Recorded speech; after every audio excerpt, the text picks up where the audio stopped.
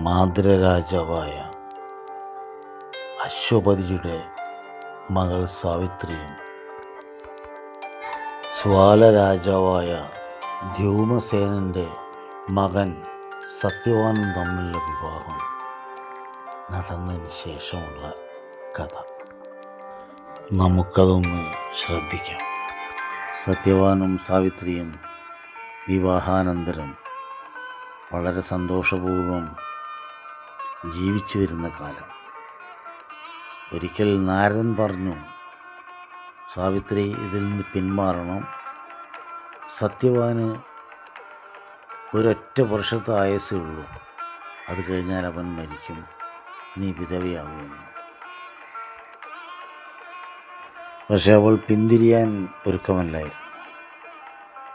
അവൾ പറഞ്ഞു, ഒരു ദിവസമെങ്കിലും അദ്ദേഹത്തിൻ്റെ കൂടെ ജീവിച്ച് എനിക്ക് മരിച്ചാലും കുഴപ്പമൊന്നുമില്ല, അദ്ദേഹത്തിൻ്റെ കൂടെ എനിക്ക് ജീവിക്കണം, വേറൊരാളെ ആ സ്ഥാനത്ത് എനിക്ക് കാണാൻ കഴിയില്ല, അദ്ദേഹം ഇല്ലാതെ എനിക്ക് ജീവിക്കാൻ വയ്യ, ഒരു വർഷമൊന്നും വേണ്ട, എനിക്ക് ഒരു ദിവസം മതി.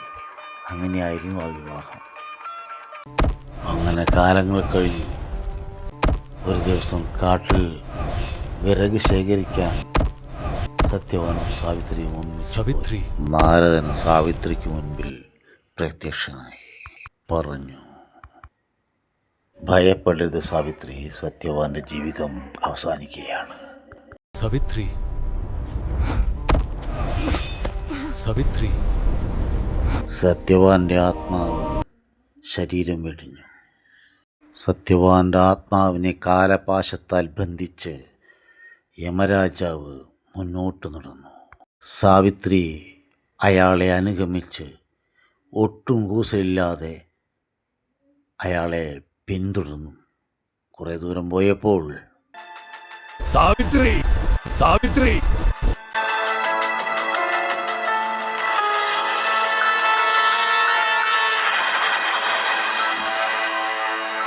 സാവിത്രി, സാവിത്രി, നീ മടങ്ങിപ്പോകും. ഇല്ല രാജൻ, എനിക്കതിനാവില്ല. മനുഷ്യർക്ക് വരാവുന്നതിൻ്റെ പരിധി കഴിഞ്ഞു. എന്റെ ഭർത്താവില്ലാതെ എനിക്കൊരു ജീവിതമില്ല.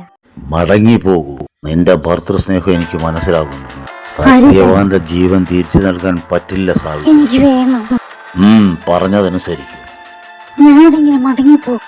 ഭർത്താവിന്റെ അച്ഛന് കണ്ണിന് കാഴ്ചയില്ല, രാജ്യം നഷ്ടപ്പെട്ടു അദ്ദേഹത്തിന്. അവരെങ്ങനെ ജീവിക്കും? അവർക്കൊരു ജീവിതം കൊടുത്താലോ? ആര് കൊടുക്കും? അങ്ങക്ക് കഴിയുമോ? കഴിഞ്ഞെന്ന് തന്നെ കരുതൂ. കരുതികൾ പോരല്ലോ, നടക്കണ്ടേ? നടത്തും. ആര്? ഞാൻ നടത്തും. തതസ്തു. അദ്ദേഹത്തിന് കാഴ്ച തിരിച്ചു കിട്ടി. ഇനി മടങ്ങിപ്പോകൂ.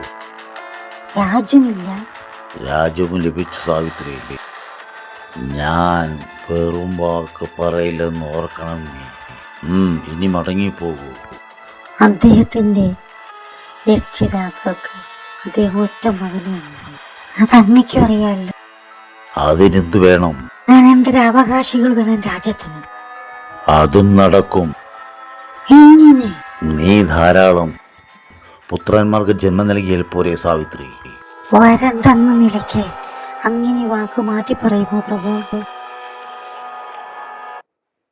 നമ്മെ കുറിച്ച് നീ യമധർമ്മൻ വാക്കുമാറില്ല. അപ്പോഴും കുഴപ്പമുണ്ട്. ഇനി എന്താണ് കുഴപ്പം? അങ്ങയ്ക്കറിയാലോ, ഞാൻ പതിവ്രതയാണ്. അദ്ദേഹത്തെ അല്ലാതെ പരപുരുഷരെ എനിക്ക് ഭർത്താവായി കാണാൻ കഴിയില്ല. അതുകൊണ്ട് സത്യവാന്റെ ജീവൻ തരണം. പരപുരുഷ ബന്ധം എനിക്ക് പറ്റില്ല. ഞാൻ പതിവ്രതയാണ്. മക്കളുണ്ടാവുമെന്ന് വരം തന്നിട്ട്. സാവിത്രി, ഇവൾ മിടുക്കിയാണ്, പതിവ്രതയാണ്. സത്യവാന്റെ ജീവൻ ഞാൻ തിരിച്ചു നൽകാം. ഇവർ സന്തോഷപൂർവം ചിരകാലം വാഴട്ടെ. സാവിത്രി, സത്യവാന്റെ ജീവൻ ഞാൻ നിനക്ക് തിരിച്ചു നൽകുകയാണ്. പ്രഭു, നന്ദിയുണ്ട് പ്രഭു, നന്ദിയുണ്ട്. നന്ദി നന്ദി. അങ്ങനെ സത്യവാനും സാവിത്രിയും ഒരുപാട് കാലം, ഒട്ടനവധി കാലം ഭൂമിയിൽ സുഖമായി ജീവിച്ചു.